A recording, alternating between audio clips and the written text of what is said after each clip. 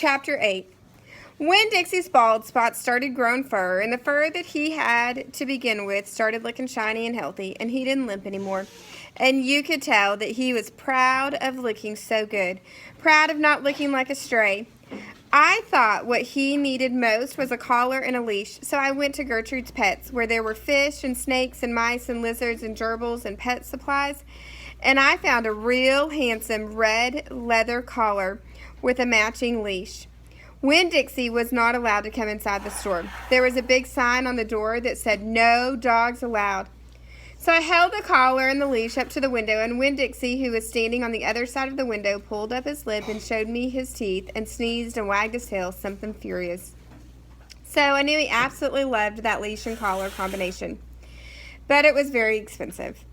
I decided to explain my situation to the man behind the counter. I said, "I don't get a big enough allowance to afford something this fancy, but I love this collar and leash, and so does my dog. And I was thinking that maybe you could set me up on an installment plan." "Installment plan?" said the man. "Gertrude!" somebody screamed in a real irritating voice. I looked around. It was a parrot. She was sitting on top of one of the fish tanks, looking right at me. "An installment plan," I said, ignoring the parrot. "You know, where I promise to give you my allowance every week and you give me the leash and the collar now." "I don't think I can do that," said the man. He shook his head.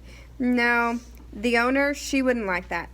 He looked down at the counter. He wouldn't look at me. He had thick black hair and it was slicked back like Elvis Presley's. He had on a name tag that said Otis. "Or I could work for you," I said. "I could come in and sweep the floors and dust the shelves and take out the trash. I could do that." I looked around Gertrude's Pets. There was sand and sunflower seed shells and big dust bunnies all over the floor. I could tell that it needed to be swept. Said Otis. He looked down at the counter some more. "Gertrude!" the parrot screamed again. "I'm real trustworthy," I said. "I'm new in town, but my daddy is a preacher. He's the preacher at the Open Arms Baptist Church of Naomi. So I'm real honest. But the only thing is, Winn Dixie, my dog, he would have to come inside with me. Because if we get separated for too long, he starts to howl something terrible." "Gertrude doesn't like dogs," said Otis. "Is she the owner?" I asked. "Yes. No.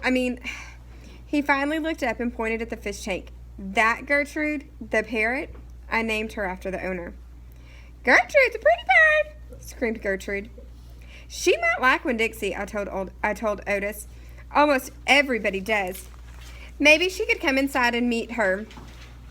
And if the two of them get along, then could I have the job?"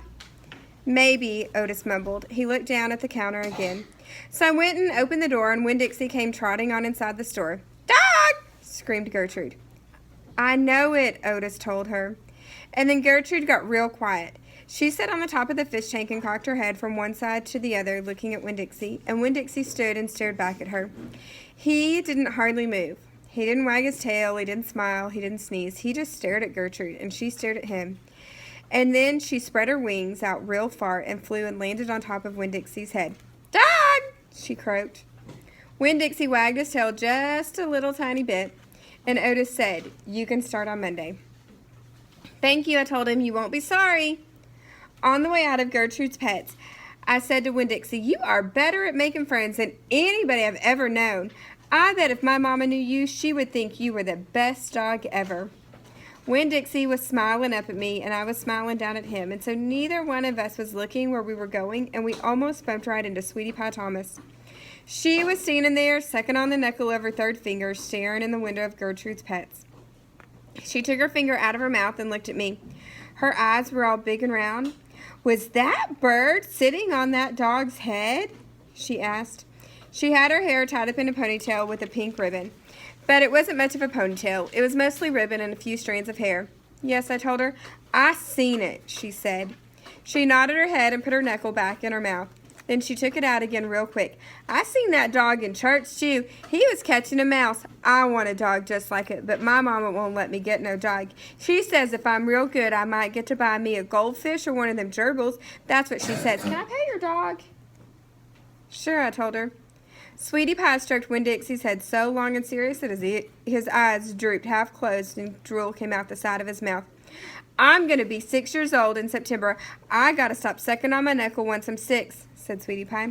"I'm having a party. Do you want to come to my party? The theme is pink." "Sure," I told her. "Can this dog come too?" she asked. You bet, I told her. And all of a sudden I felt happy. I had a dog, I had a job, I had Miss Franny blocked for a friend, and I had my first invitation to a party in Naomi, and it didn't matter that it came from a 5-year-old and the party wasn't until September. I didn't feel so lonely anymore.